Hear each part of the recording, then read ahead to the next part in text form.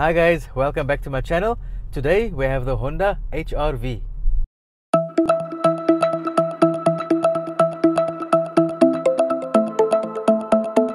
The Honda name is synonymous with great quality, excellent build quality, great features, smooth drives, and the Honda HRV is no different.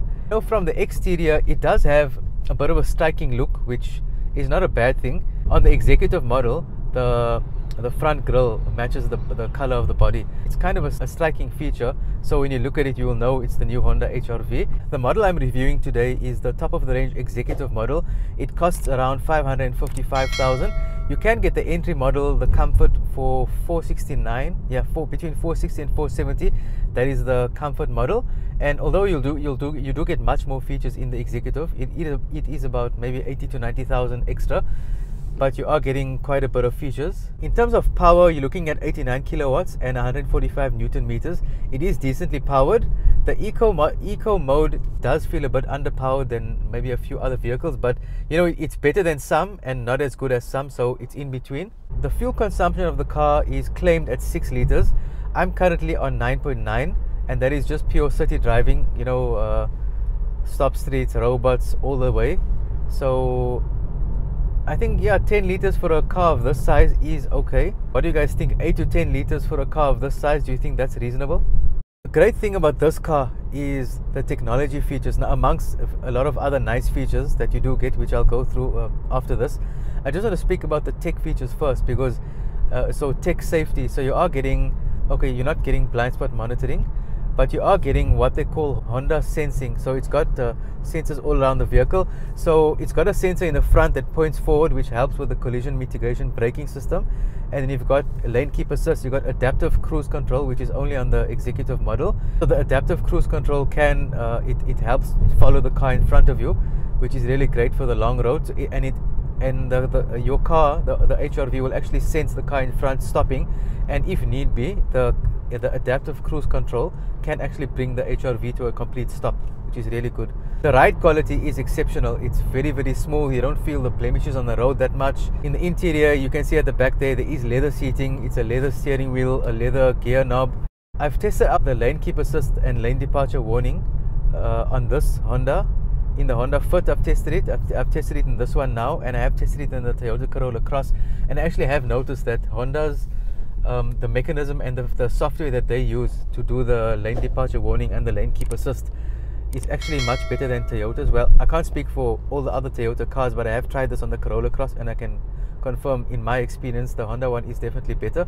It just works very well. The only thing that I would say is not nice on this system is it doesn't beep or notify you when it disengages.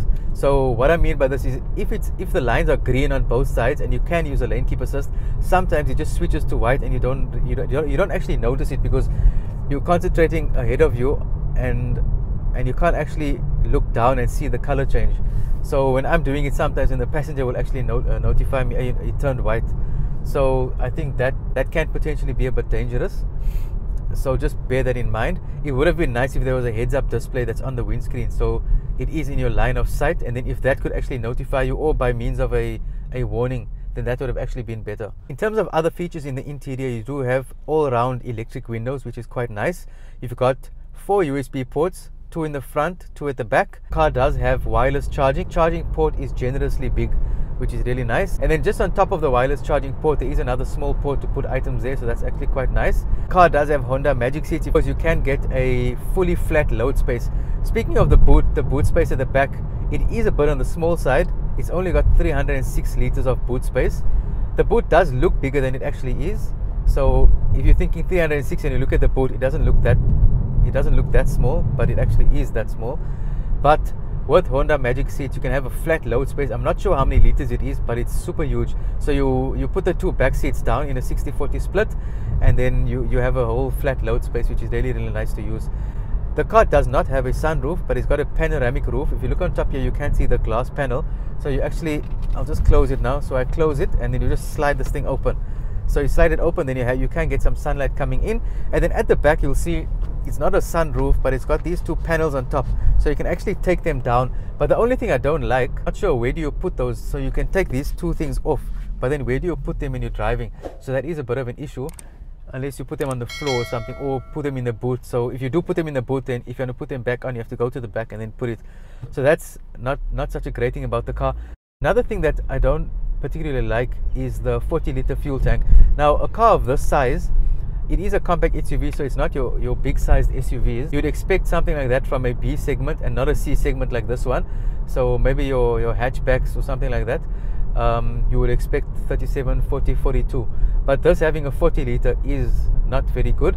I think a 50-liter tank would have been much better. What do you guys think about that? What do you guys think of a 40-liter fuel tank? I know it's good when you're going to the petrol station, so to fill up a full tank will be cheaper, but then again, you are compromising on the range of the vehicle. In conclusion for this video, what do you guys think of the Honda HRV as a whole? I said the exterior is quite striking. Do you like the fact that the front grille is body colored, or do you have liked it to be plain black across all the colors?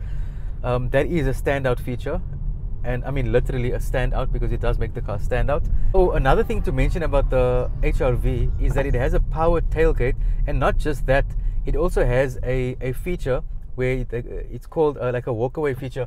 This feature actually works very well if you have a lot of things in the boot and you want to carry.